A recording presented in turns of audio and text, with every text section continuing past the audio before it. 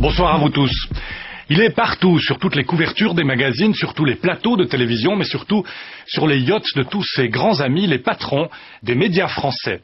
C'est vrai que Nicolas Sarkozy est un véritable animal politique et médiatique, et il l'a prouvé lors de son élection à la présidentielle française. Seulement voilà, Sarkozy, président, n'a pas réfréné ses appétits médiatiques. Au contraire, il en use et il en abuse. Et c'est vrai qu'il ne fait pas bon être journaliste par les temps qui courent dans les rédactions françaises. Mise à pied, sanctions, autocensure, le climat que fait régner l'omniprésident dans les rédactions vaut à la France un triste record européen, le pays où les interventions policières et judiciaires contre les journalistes ont été les plus nombreuses. Alors Sarah Perrig et Alexandre Beauchâtet, pourtant présents, ont embarqué dans la caravane médiatique de Nicolas Sarkozy, et vous le verrez, ils ont pu vérifier les craintes de nos confrères français. Regardez.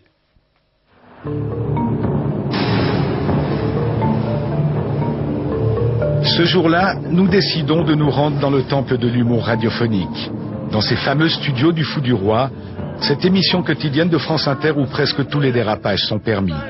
La liberté d'expression en est le maître mot. Ici, Nicolas Sarkozy en prend régulièrement pour son grade. Et oui, Stéphane, j'avais oublié de vous prévenir. Bah oui. Je suis suivi par une équipe de la télévision suisse romande qui réalise un reportage sur les rapports compliqués du président Sarkozy avec les médias. Et vous savez ce qu'ils ont eu le culot de me demander? De faire une chronique hostile à Nicolas Sarkozy exprès pour leur venue. Elle est belle, la fameuse neutralité suisse. C'est pas votre genre en plus. Non, en plus, ces salopards ont osé me demander de dire du mal du président de tous les Français. Les arroseurs arrosés. Mais en réalité, les ch'tis suisses n'ont rien contre Nicolas Sarkozy. C'est aussi ça, la dérision sur France Inter. C'était Didier Porte. En tout cas, le ton est donné. La France entière connaît désormais le but de notre reportage.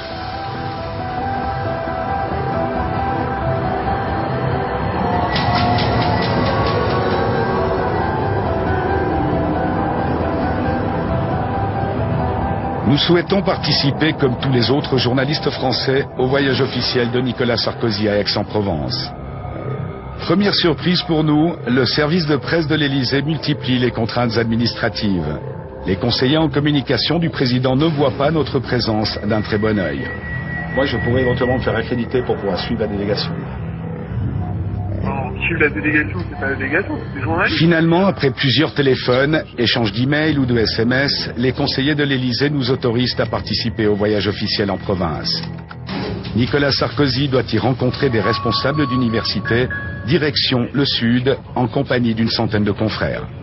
Vous suivez tous ces voyages officiels, je dis vous les médias. Alors nous on suit tous ces déplacements. C'est vrai que même aujourd'hui par exemple, où on part quand même de la chaîne à 6h moins le quart du matin, pour un petit déplacement de 2 heures sur place, puisqu'il ne va rester que 2 heures sur place. Mais il faut y être, pourquoi? Parce qu'il y a toujours une actualité autour de lui. C'est vrai que c'est quelqu'un qui peut toujours s'exprimer, qui peut toujours faire une annonce, donc on se sent quand même obligé de le suivre régulièrement. Tu vois? Journaliste politique à France 3, Patrice Machuret talonne Nicolas Sarkozy depuis 4 ans. Témoin privilégié de l'action politique du président, le journaliste vient de publier L'Enfant terrible, un livre totalement people qui dévoile quelques anecdotes croustillantes sur la vie de Nicolas Sarkozy. Nicolas Sarkozy est un hyperactif, angoissé et sportif. Pour garder la forme, il a un secret bien gardé depuis des années. Plusieurs fois par mois, il consulte un homme qui lui envoie des ondes positives. Ses patients l'appellent le gourou. Quelle réaction ça a suscité à votre connaissance auprès de l'Élysée et du président de la République? Alors, lors d'un off dans son propre avion, il m'a traité de crétin et de honte de la profession, ce qui était plutôt gentil de sa part. Donc évidemment, je pense qu'il n'a pas tellement apprécié certains passages. Mais ça, c'est le jeu et pour l'instant, les relations de travail, en tout cas, continuent. Vous pouvez toujours participer au voyage officiel, aux conférences de presse? Je peux toujours participer au voyage officiel, aux conférences de presse. Bon, maintenant, vous savez, France 3, on n'a jamais été dans l'avion du président. On a toujours été dans la délégation, mais on n'a jamais eu de rapport privilégié. Et c'est pas plus mal, parce que je pense que finalement, si on peut le comparer à un soleil, il vaut mieux ne pas se mettre trop proche, pour ne pas se brûler. Puis je pense que Nicolas Sarkozy, de toute façon, il faut le suivre à bonne distance. Rester à bonne distance du roi Soleil, les journalistes n'ont pas toujours su le faire. Un précédent voyage de presse en Camargue est resté dans toutes les mémoires. Pour son dernier déplacement de campagne, Nicolas Sarkozy décide d'aller en Camargue. Et c'est vrai que, de manière assez maladroite, Les journalistes qui le suivent, les journalistes accrédités de la campagne, ont été mis sur une charrette derrière un tracteur, ce qui est absolument terrible comme image. Ça montre une information embedded un peu à l'américaine, on a l'impression de se retrouver en Irak avec les journalistes embarqués dans les camions américains. Donc ça a été, je crois, un coup assez dur porté à la profession, même si personne s'en est rendu compte sur le moment.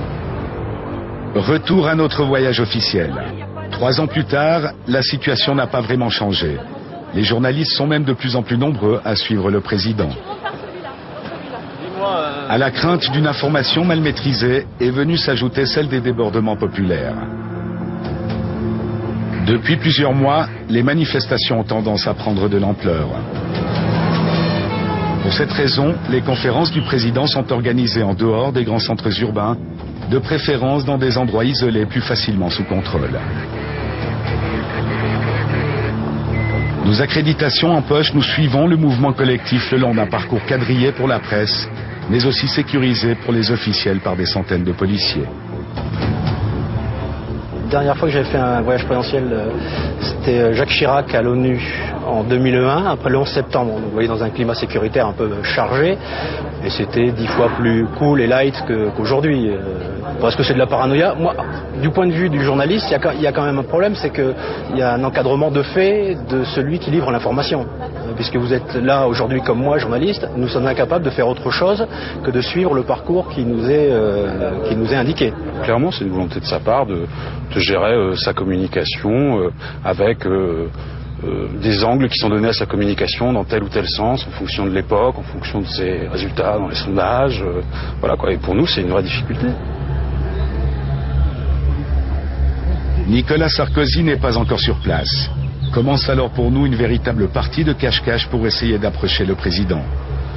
Nous utiliserons même une petite caméra amateur pour doubler nos chances en nous postant dans 2 lieux différents. À la dernière minute, le convoi emprunte une petite route dans la pinède voisine. Dès son arrivée, Nicolas Sarkozy pénètre rapidement dans la salle de conférence par la petite porte. Disponible. Il ne s'agit pas de vous nationaliser, comprenez bien. Ce jour-là, plusieurs centaines de personnes triées sur le volet viennent écouter la bonne parole sur le thème du développement et de la recherche.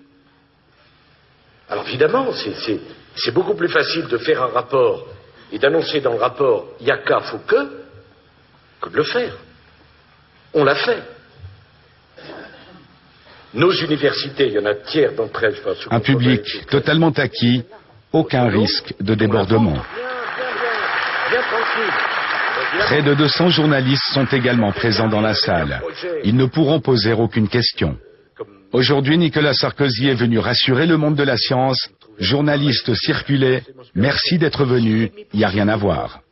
Tout à l'heure, on a voulu poser une question d'actualité à Nicolas Sarkozy, qui n'avait pas envie. Donc il faut qu'on force un peu, qu'on essaye de se placer à la porte, la dernière porte qu'il va emprunter pour pouvoir essayer à la cantonade de le faire répondre. Mais évidemment aujourd'hui, ce qu'on a senti, c'est qu'il ne voulait pas nous parler. C'est vrai qu'il est aussi en ce moment très fatigué, parfois en colère contre des articles ou des unes d'hebdomadaires. Il faut savoir qu'en France, il fait quasiment la une d'un hebdomadaire chaque semaine, voire la une d'un journal. Donc c'est vrai que tous les articles ne sont pas forcément à sa gloire. Et je ne peux pas vous dire qu'il aime énormément les journalistes en ce moment. Assurément pas, nous l'avons rapidement compris à notre dépens. Nous n'avons aperçu Nicolas Sarkozy qu'à bonne distance. Les journalistes devront finalement se contenter d'un départ en catimini, le défilé des limousines présidentielles dans l'objectif. Dans d'autres circonstances, il arrive au contraire que les journalistes en aient pour leur argent lorsqu'ils n'en prennent pas carrément pour leur grade. Vous occupez de manière fréquente, sinon continue, la scène médiatique. Vous êtes à l'origine de la plupart, sinon la totalité des initiatives gouvernementales. Vous êtes le chef d'État ou le chef de gouvernement du monde démocratique qui détient le plus de pouvoir. Et au fond, est-ce que vous n'avez pas instauré une forme de pouvoir personnel, pour ne pas dire une monarchie élective ?